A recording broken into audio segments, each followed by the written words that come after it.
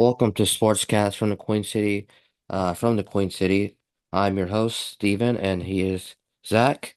Um, the Bengals, the Bengals had a game. The Ohio State Buckeyes had a game, and there's been some Reds rumors, and so we're gonna kick it off with the Bengals shootout loss to the Steelers. Uh, they dropped down to 4-8.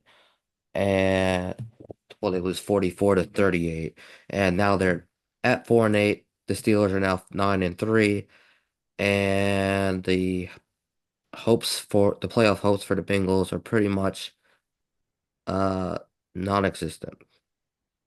Yeah. Yeah. I mean, I've been saying it since week one and early in the season. Lou Anarumo looks like he's fallen off a bit.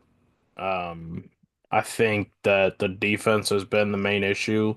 If you look at every team around the league, any team that scores 35 or more, their defense is holding the other team to less than 30 or more, 35 or more. Like defense is ultimately the thing that is hurting the Bengals from getting these wins in these shootout games or games where the Bengals are scoring 30 plus points. The defense isn't stopping any offense that goes out on the field against them, and it's aggravating. As a Bengals fan, and I'm sure in the locker room, it's aggravating for the defense where our offense is doing great, putting up huge point numbers. And Joe Burrow's having the year that he's having, but he can't even win MVP anymore. And it's mainly because, again, defense can't hold anyone to not score points. Um, I know a lot of people say that Zach Taylor and the whole staff need to go, and I can understand it. But I think the main issue here this season should be Lou Anarumo should be on the chopping block. Our Yeah, defense Lou's probably gonna from get day one sacrificed. has been bad. Just our defense from week one play one has been horrible. I don't know how that happens in the switch of a season or two. Like the defense played great up until this season, and I don't know what changed. I don't know what happened. I mean, yeah, you lose DJ Reader, but other than that, like it's the same core defense that's been there. Like you lose a Awuzie, but that's it. Awuzie and Reader are the two main losses. Von Bell comes back. I don't get it. It baffles me. DJ Reader obviously hurt a lot. The run game was absolutely terrible, but again, there were games where our run defense was really good. So, yes, DJ Reader hurts to lose, but there's also games where our defense was great in the run game. But then our defense in the pass game was just horrible. We had a few plays here and there. Cam Taylor-Britt had a great interception in week two, and then after that, it's like we make decent stops on pass plays, and then there's stretches where the defense just can't stop them for 3 or 4 series. I Something's got to change. I can't blame everything on the offense because the offense is scoring almost 30 points. It feels like every game. And if it's not every game, the offense may struggle, but they're also going against a really good defense or, a better defense than what people think. The Bengals defense is, I think, 29th or 28th, so they're the bottom five defense. Um, Lou Anarumo's probably going to be sacrificed or fired uh this after the season. And probably going to get someone in there fresh. Um, Part of it is that his scheme doesn't really work with the players, and the fact that they just don't have anyone on defense that's even like worth a penny to play defense. Like none of there's no one really good, and the players that might have any promise are injured. And so the only player that you technically have that's actually a viable player in the defense is Trey Hendrickson. He's over 30. The front office is not going to want to pay him. And honestly, he's probably he's going to be gone after this season. And so you're probably going to have to pretty much restart from the ground up for this defense. This defense is absolutely atrocious. This team couldn't even stop a cold. I would argue that they do that Logan Wilson is a guy that they could build around, but he needs someone like Jermaine Pratt is good, but he needs someone that is almost quicker and can They're be not good fast. They're pass not and none of them are run fast stop. enough. Jermaine Yeah. Pratt said himself said none of them are fast enough. They're just not athletic enough. Russell Wilson was just dicing them up with quick game. Uh, and it kind of just shows like these like defenders aren't athletes or they're not good enough athletes to be playing against uh I guess this Pittsburgh Steelers and a lot of other offenses that have a bunch of athletes. There's a lot of teams that are really good and they really get the ball into their athletic wide receivers. Uh, the Eagles are one of them. They get the ball to Saquon, very fast, very quick, explosive, very hard to very hard to tackle. Derrick Henry, another player, very athletic. Uh, AJ Brown, list goes on. Amon-Ra St. Brown, another player. They they just lack the guys to match up with players on the other side. And it doesn't really help the fact that they're playing against uh good teams. Uh Pittsburgh Steelers have somehow resurrected two different quarterbacks' careers. Lamar Jackson is special as always. And you got the Browns who are they're not very good technically, but it seems like they're getting better as the season goes on. Jameis Winston uh, being Jameis Winston and Jerry Jeudy going for almost I think over 200 yards receiving. 257, I think it was. It was He went ridiculous. from 30th in the NFL in receiving yards to top five in one game. Hmm? Something like that. It was like receiving yards. He got 257 or something, and after that game, they said he was top 10 or something like that, top five in one of the receiving stats. He's probably top 10. But that's still there's there is some question of maybe slow dial back the explosiveness, maybe, you know, take your time going down the field as an offense to at least give your defense a better shot than having to, be on defense consistently with some of these plays that the offense is making. And it just kind of puts a ton of pressure on the defense to have to go right back out there when you know that you you're not fast enough and you're not a good enough athlete to kind of just match up and do like a shootout type of style, I do which is the agree with Bengals have been that. doing. I do agree with that. I think that some of it also is the offense trying to feel like they have to put points up to give the defense some kind of cushion to, it's like, all right, we can bend, don't break, which I think is a horrible mindset as a defensive coordinator. And I think that's just been Lou Anarumo's the whole thing is just we're gonna bend but not break, and you can't bend in the league the way it is right now because if you bend, they're gonna score a 80, 90 yard touchdown or I just think drive down the field nonstop, just drive I down the field on you. I think that Lou understands that his defense can't uh doesn't have the speed to kind of just match with like a George Pickens and like other receivers, and so he's just probably just trying to do the best he can with spare parts.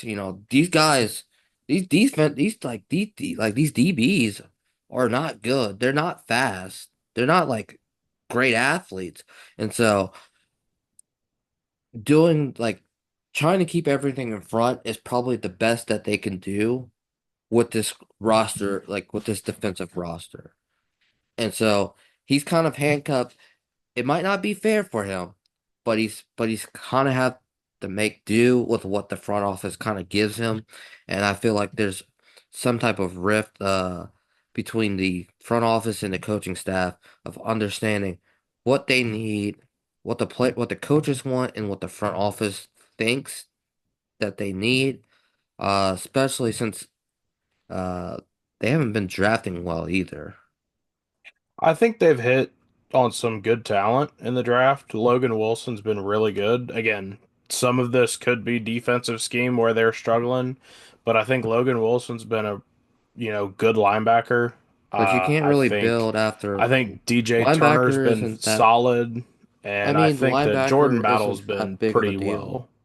I mean, linebacker isn't a premium position. It's more of an added bonus either. You can get those guys in the sixth round, seventh round, or even undrafted. Which is where Those they got Logan Wilson. I just my what they thing needed to is hit they on do was have the premium positions, edge, boundary corner. They haven't really hit on those lately. Trey Hendrickson's their best player. Miles Murphy isn't really getting too much PT. which again Um, I think is possibly just Lou or whoever's doing the minutes trying to keep there's him from getting injured again, which again, there's also the possibility that he's just not good enough. Um, and right now they don't have anything there. They're just gonna have to find a way to rebuild. They only have six draft picks in this upcoming draft. So Lou Anarumo is probably going to get fired at the end of the season because, there's no other option really besides I guess maybe special teams, but I don't think so. I don't think special teams was that bad, Special in teams all isn't honesty. it's not horrible, but it's not a strength of the Bengals. No, but Offense I think I do agree with some of the commentators where it was, rookie punter, new holder, new snapper.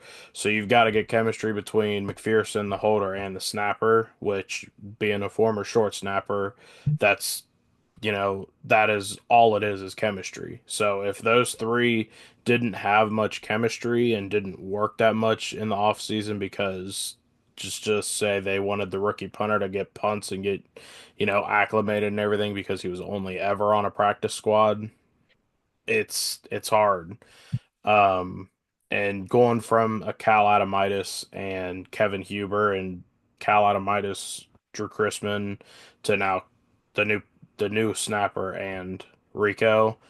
I, again, I haven't loved seeing Evan McPherson miss the kicks, but I do think that that unit there, those three get the chemistry. I think we'll be seeing Money Mac come back. I think it all has to do with chemistry on the snapper, holder, and kicker. and on that note, there was another team from Ohio that also lost this past weekend. Ohio State lost against their rival Michigan 13-10 during rivalry week. Um,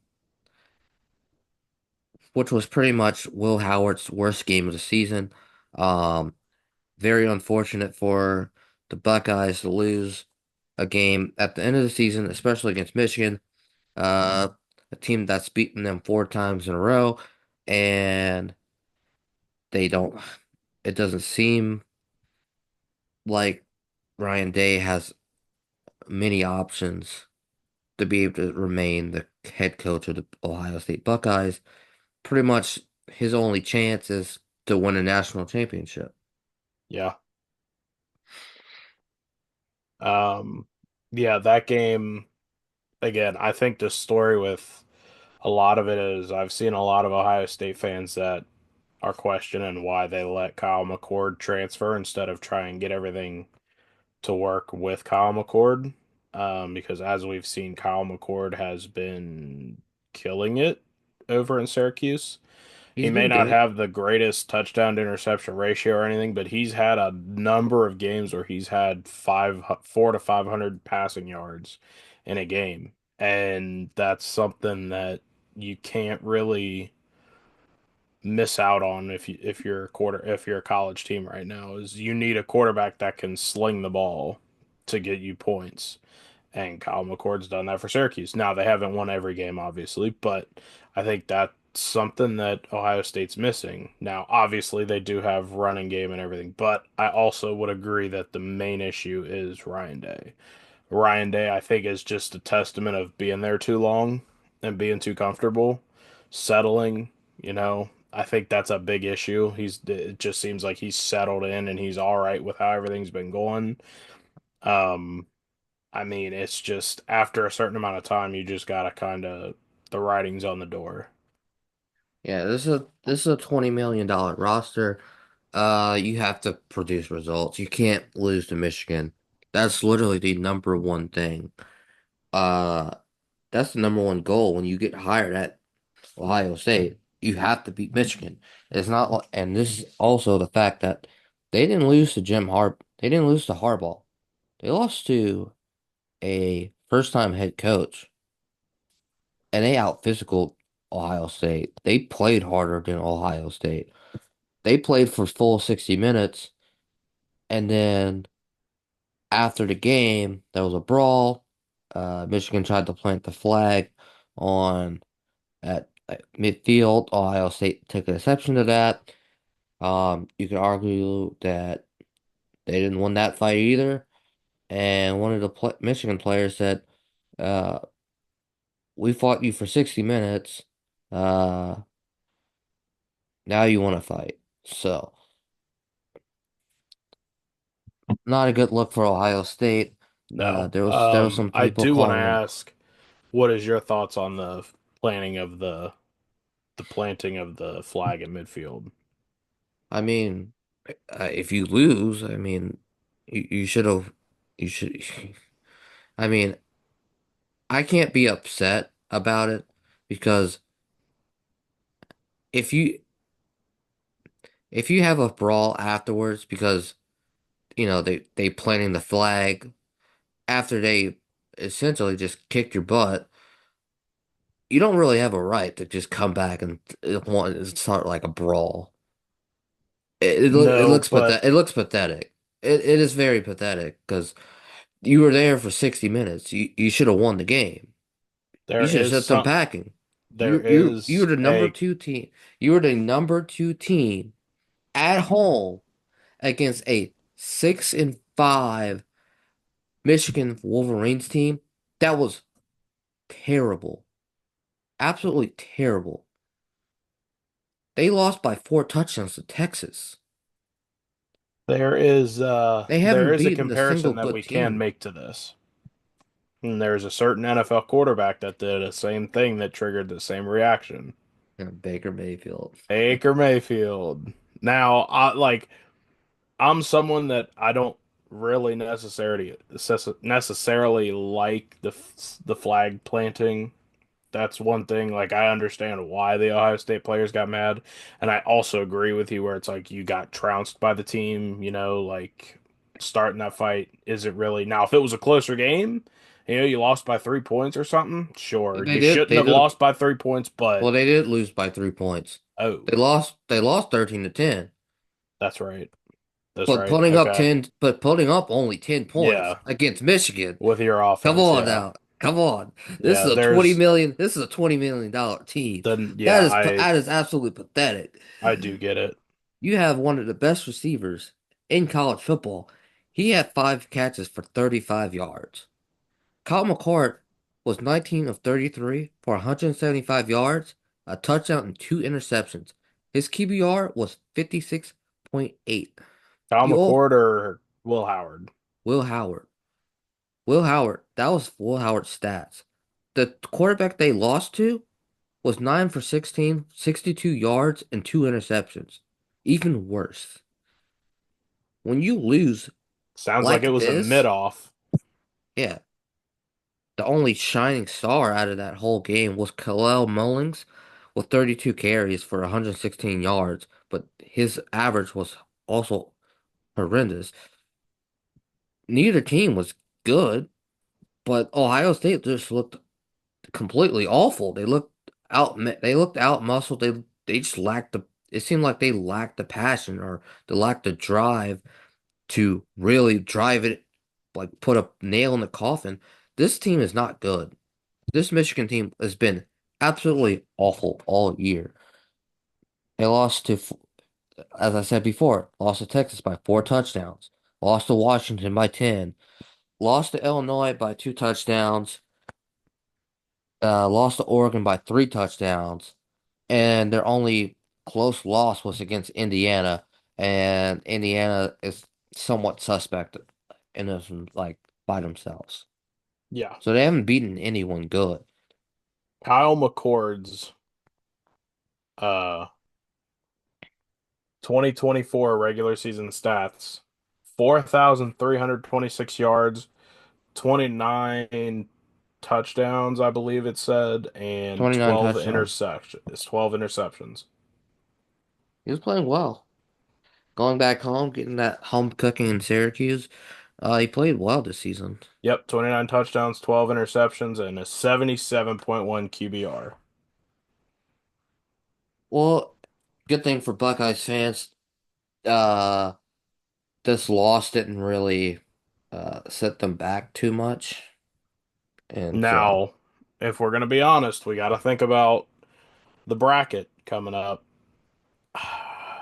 And we got to think of there's an SEC team that has three losses and shouldn't be in the playoff. Ohio State doesn't have those three bad losses, but I don't think that they should be number 8 in the bracket right now, if I'm being completely honest. oh no, they should have dropped a lot further. Alabama, I already know you were talking about them. I honestly don't think Because that they should be a I'm number an 11. SEC guy. Do I love to see SEC teams in the CFB? Sure. But I am a realist. Alabama should not be in the CFP. They have three horrible losses, upset by Vanderbilt. Then they lost to, was it Georgia? They beat Georgia. They beat Georgia. So it was they I remember Vanderbilt really Vanderbilt, well. Vanderbilt, Oklahoma, and Tennessee. Oklahoma. Oklahoma. That and then They got blown Tennessee, out yes. by Oklahoma. Yeah, you can't get blown out by Un, Oklahoma, and then you unre can't lose to Vanderbilt. Oh, Vanderbilt was a blowout too, was it not? No, they lost by 5 points. Okay. Yeah, you Vanderbilt can't. was they weren't that good. Yeah, you Vander, can't. Vanderbilt was 6-6. Unranked Good teams. God. They lost to two unranked teams. They lost to Tennessee, well at Tennessee, so that's a little bit more respectable. More or less two losses. But Yeah, you put up 3 points against Oklahoma, who's traditionally had like terrible defenses. Uh, that puts a lot of question into what the committee is thinking. Putting Alabama in there, are you putting them in there because of the brand or something else? Are you get paid off? I don't know, if we're but being realists here, the I committee's will. more than likely putting him in for legacy stuff. It's the first year of the bracket. They To want be to honest, draw eyes, and I think that's the only reason they put it in there is because they know if Alabama's in, there's going to be eyes to see what Alabama does. I think Miami, Ole Miss, and South Carolina should be over them. I don't really care, uh, you know, if you're playing in the SEC or not. You got to win your football games. No, I Like, agree. like, what's the point of playing in a conference if you just lose your games? Like this isn't high school football where you go 5-5 and you make the playoffs. Uh, and so, they don't really deserve to be in, but there's a chance that could win. And the committee also made an outlandish claim or statement that teams that are not playing in this conference championship are pretty much going to be staying pat. And so Alabama's going to be staying at 11 because they don't have a conference championship game. That's so dumb. And it's not fair to teams that play conference championship games and might lose or whatever. That's not fair. It No, kind it's of not goes fair to at show. all. It's very ridiculous. I mean, looking at this list, there are teams that I kind of question, and really it's Indiana, Notre Dame, which I know Notre Dame's 11-1. I just have been of the They lost thought to that North. Notre They Dame lost to. should be in a conference I mean, they for also lost to football. Northern Illinois. So Yes. that was their bad loss. I think they've lost Yeah. twice. They lost once. It's Oh, they're they 11 lost and 1, once. and it was Northern Illinois. My thing about it is I don't like NAIA being able to get into the CFP, and they're the only NAIA that ever makes it into the CFP, no matter into the CFP conversation or the CFP period. That is my main issue. It's like just join a conference, join the ACC for football because it's only their football program that is not in a conference, as Well, far that's as I'm the aware. well, college football is the only sport where you can not be in a conference. They're not the only team that's independent, but it does give them a handicap for That's the not being in a only issue I conference. have is they're not in a conference, so they don't have to go through the issues and the hard games. And of course, yeah, there's hard games, but I'm saying of an Ohio State, of a Georgia, of a Texas, and Oregon, Well, Boise, they're of some of I these mean, they don't teams, get the they're benefit of the not. doubt. Yeah, They they're don't get not. the thing is that they don't get to be um their seeding is capped out. They can't get like the number four slot because they're not a conference champion. Uh which is currently held by Oregon, Texas, SMU, and Boise State. And so they're Yes, capped out at five. And so they can't go any higher than that. And so that's pretty much their punishment. I was gonna say Uh, they're at 6 right now. well, they're at six, but Yeah, they can that only go to 5. Yes. their punishment, the highest they can ever go, even if they go 12-0, is number five, which I mean, you're missing out on a first round bye, and you know, that's I think that's a good enough penalty for them. I don't really care. I don't really care at that point because once they get in, they're probably gonna they either win or they lose. They're either good or they're not. And so the playoff is gonna really show, what teams are real or not. Looking at some of these matchups and the way everything is lined up right now, I think Ohio State's in for one of, if not the toughest game that they're going to have, which is Tennessee. And then, I mean, I guess we'll see how good Arizona State is and we'll see how good Notre Dame is. But, I mean, Georgia's probably going to trounce Indiana. It's just the way it goes. Indiana, like you were saying, we can't trust them much. Well, Georgia has to play their conference championship game. Yeah. So these matchups aren't set in They're not stone. set in stone yet, yeah. But from what we're seeing right now, you know, Currently, Boise State's got to win their matchup against UNLV this Friday, upcoming Friday. Arizona State's got to win their matchup against Iowa State. So whoever wins those, and then you got Georgia and Texas, which is going to knock one of them down, possibly someone else out. so say Texas loses, does that make Georgia number 2 then? Mm, there's a Or would it, possibility. I'll be honest, Number Georgia's not about it like that. As a Kentucky fan, watching the Georgia team that played against Kentucky, Georgia is not about it, as far as I can tell. Carson Beck is just not that good.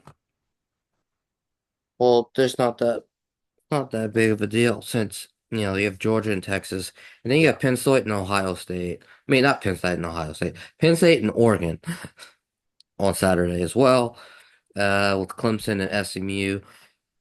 Depending on how those conference championships go, we could see a pretty much A whole new field. bedlam. Yeah, pretty much chaos. The only like another suspect thing about the CFP is that number nine and number eight, either number nine or number eight plays number one Oregon, which is kind of weird setup. Yeah, it's set up different from the NCAA tournament, like the March Madness tournament. Yeah, it's kind of weird since Instead of one playing like the 15 or the usually, 3 or whatever. yeah, traditional, like traditional, tournament rules. Kind of weird that, Yeah, your first because match. Oregon is below Boise State, but then you've got Texas, who's at the very bottom, and then SMU is above Texas.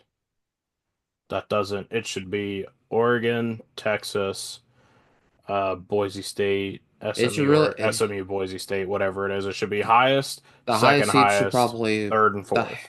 yeah, the highest seeds should probably be playing the worst team, or you know, the worst ranked team for the most part. But it's kind of weird how they set it up. And so maybe they fix it beforehand. Maybe they fix it at next year. Who knows? Um, This is the first year for it, so there could be changes next year.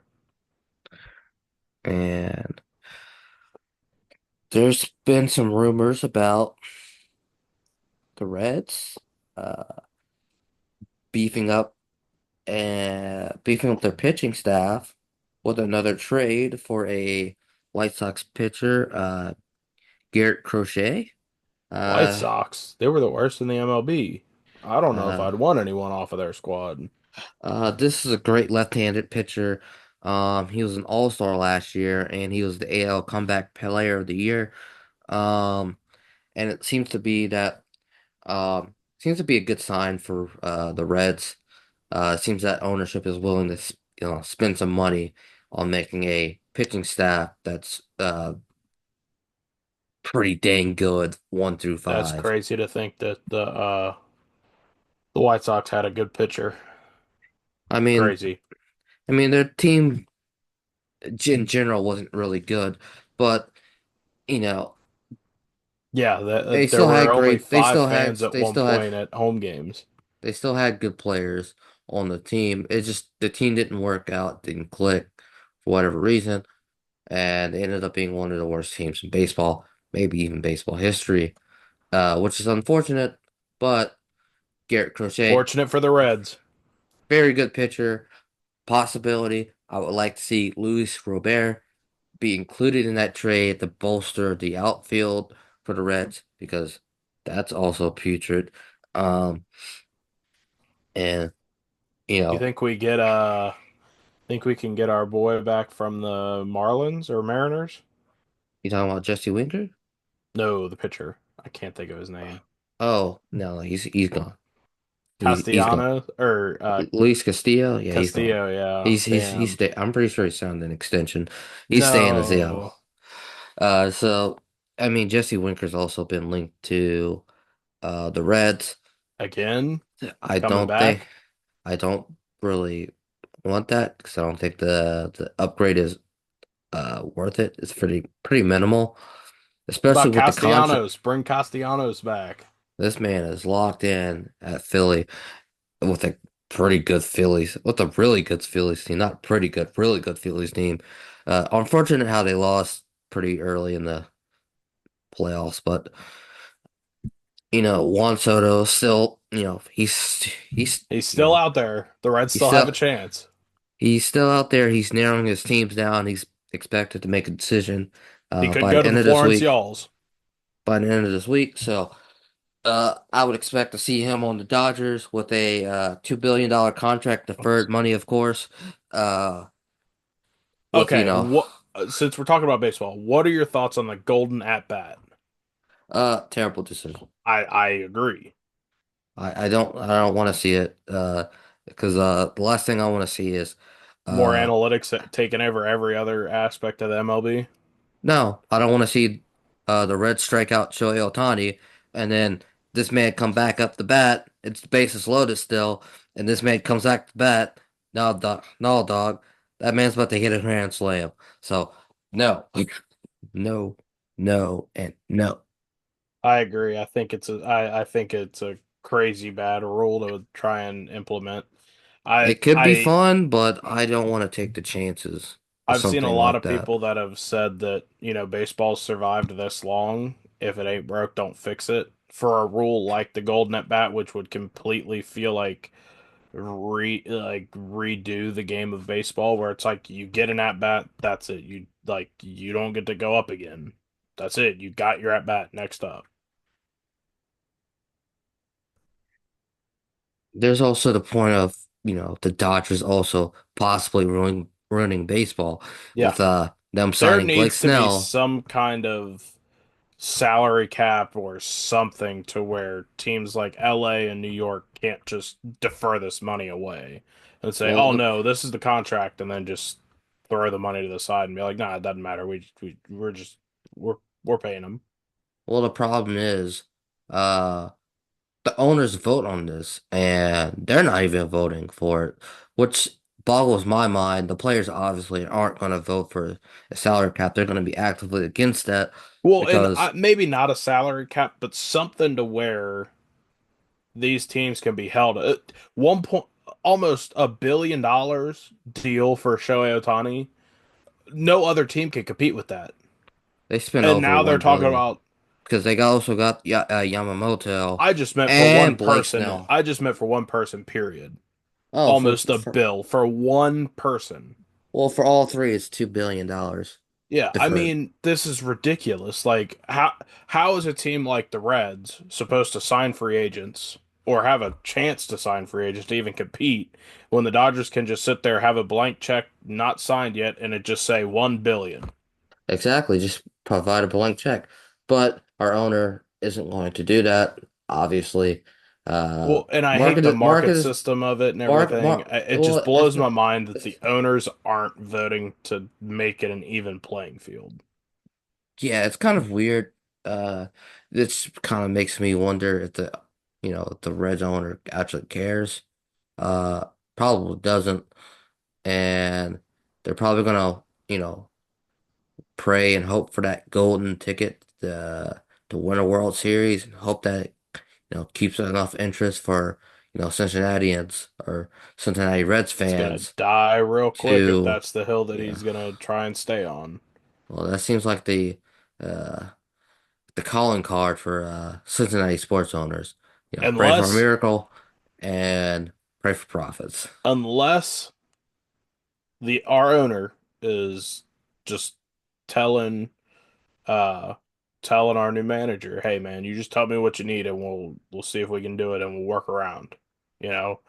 Because it seems like that's what's going on right now is the owner has to be just like, you tell me what we have to do and what we need to do to get this team going, and we'll do it. Uh, I think that's pretty much what they're trying to do. Um, He's won 2 World Series. Why wouldn't you listen to the guy? yeah, I think they love him. I think they want to build around him, and you know, we're going to build on this episode next week. And so thank you for watching, listening, whatever you're doing with it. And we'll see you next week. So, See ya. see ya.